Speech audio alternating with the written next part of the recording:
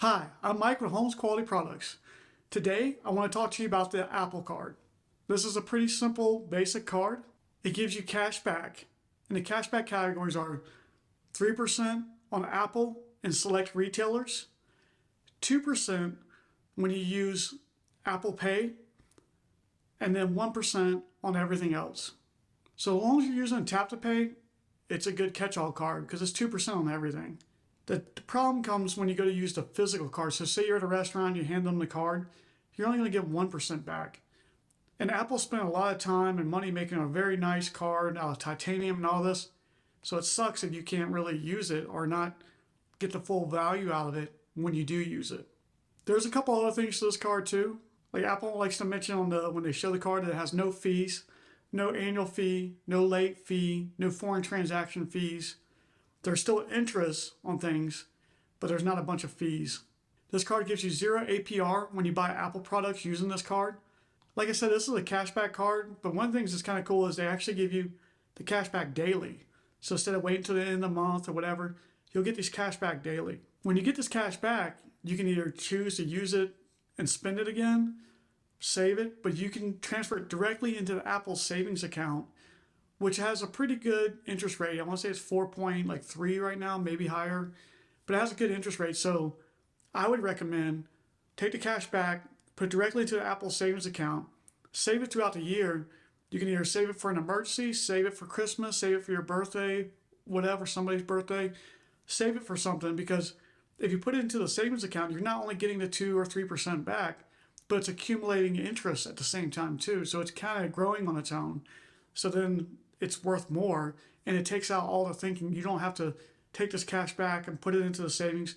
It'll automatically just put it right there for you. Now, with this card, it has an amazing interface. Like I praise a lot I like Built until a couple updates ago. Built had a really good interface. American Express has a really good interface. Capital One has a good interface. This one, really good. Like it's super simple to use. It shows you exactly if you say you have $100 and you couldn't afford to pay it all off or whatever. It'll show you, well, if you can only pay 50, this is what the interest will be. If you only pay 25, super simple. Like not complex at all. It breaks it down, makes it really easy to understand. Now, with that being said, in all my videos, I always say pay your cards off all the time. You don't want to pay any interest. But I do really like how they break it down. In some of the images, you're going to see the card has different colors. That shows up in the app, and the different colors represent where your spending is. So maybe a certain color for food spending, a certain color for fuel spending, a certain color for different things. So that's why it kind of shows you where your spend at. I like that your card number is stored in the app. So the card is blank. It don't really have your information on it at all. But if you go into the app, you can see the information to that card. And I like when they do that because if I'm traveling and I need to use this to make a online purchase or pay something on anything like that, I can pull that card number even if I don't physically have that card with me. And all this is secure under Face ID, so it's not like you can just pick up somebody's phone and click on all this. You have to have Face ID to unlock all these things. So I'm not sure if any of this stuff's going to change on this card later because Apple and Goldman Sachs are having some issues. I know they're looking at somebody else to take over the portfolio. So we'll have to wait and see what happens with that, or if anything changes, or maybe nothing changes. But we'll just have to give it time and see what happens. So my overall thought of this card is it could be a good catch-all card. But they dropped the ball when they didn't allow you to get 2% back when you use the physical card. So it's great if you're going to use Tap to Pay and you get to 2%, so it's a good catch-all card in that sense.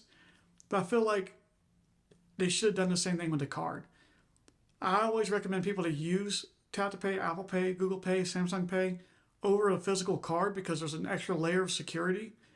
But in this situation, it almost makes you not want to use the card at all, which kind of sucks because it's a cool looking card. But if I'm in a restaurant, I'd much rather give a different card where I'm going to get more than 1% back. Now, if you buy a lot of Apple products, maybe this could add up for you. That 3% back on that, and then no interest.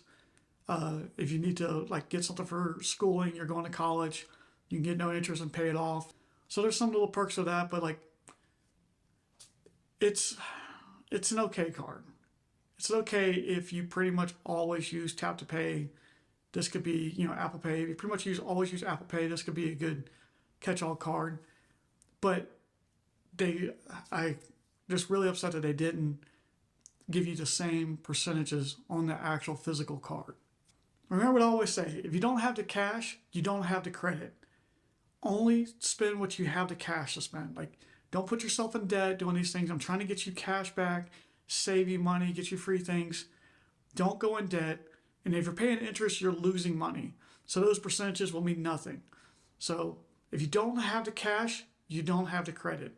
Only spend what you have, unless it's an emergency.